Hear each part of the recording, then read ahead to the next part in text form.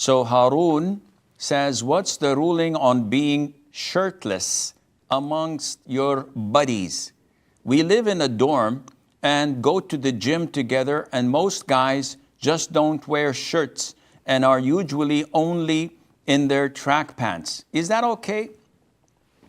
First of all, we have to identify that there are two types of awrah. Awrah related to salat. So without covering that awrah, your prayer is invalid. And the awrah in salat is from your navel to your knees.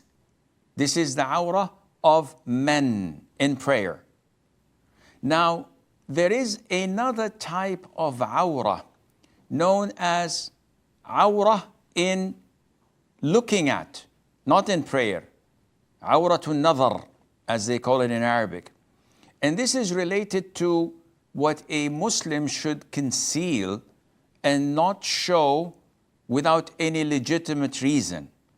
So when we say that the awrah in prayer is from your navel to your knee, does not mean or endorse by no means that men can just walk shirtless in the streets, in the malls, between their mahrams, between themselves, their buddies, without any legitimacy, without any real proper reason. Why? Because this goes against bashfulness among men. This goes against what is known as al-muru'ah, things that are known through the community to be part of the etiquettes.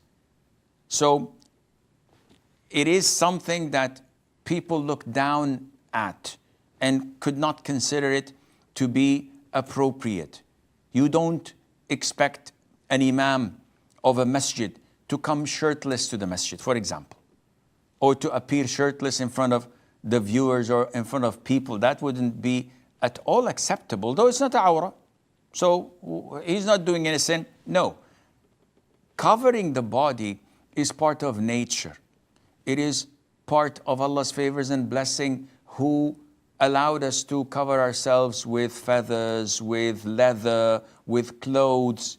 And on top of all of that, Allah said that وَلِبَاسُ التَّقْوَى خَيْرٌ. And dressed in virtue and righteousness is even better. So it's not only black and white. Where is your awrah? Above that is okay. No, it is a little bit more. So one says, okay, so what's wrong, Sheikh, if we go to the gym and we flex our muscles and we look at our abs and enjoy what we see? First of all, there are so many bad influence over one another. Firstly, there are the whisperings of shaitan. We are in an era where shaitan beautifies the same gender to the other. And that's why we have homosexuality widely spreading, alhamdulillah, in the disbelieving world. So as Muslims, you have to protect ourselves. We have LGBT calls from all over the world. We have this systematic endorsement of such homosexuality at schools, at early age of children, being like in their 4th grade or 5th grade, till the extent that the authorities legitimizes boys asking girls for their nude pictures, providing they have 11 requests per day or something like that. This is outrageous. But this is where the communities and societies are headed to.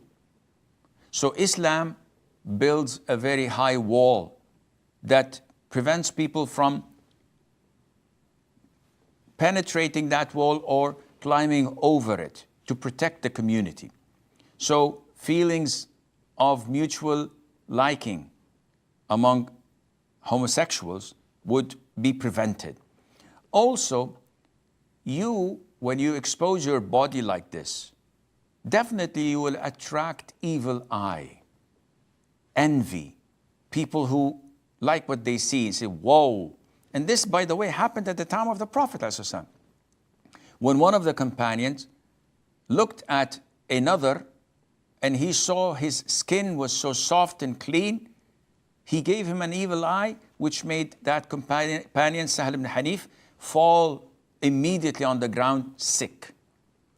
This happens nowadays when we are not immune because we don't observe our adhkar religiously, we don't take precautions, etc. And thirdly, this makes a person boasts about himself, throws arrogance in himself. Look at my abs, look at my chest, look at my symmetric body. And it makes him feel proud of himself, and this type of arrogance is also a major sin, among other reasons, and Allah Azza wa Jal knows best.